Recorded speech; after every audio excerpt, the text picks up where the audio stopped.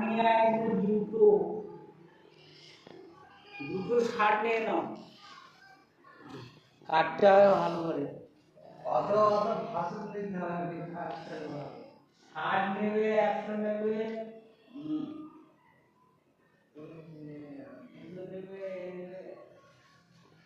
ওকে বলে দেবে নিয়ে আসবে। হ্যাঁ গো বাবা, না নিয়ে আসবে নিয়ে আরে আসবে। শার্ট হলে ভালো কাটবে হবে গো, শার্ট দুটো নিয়ে আসবে।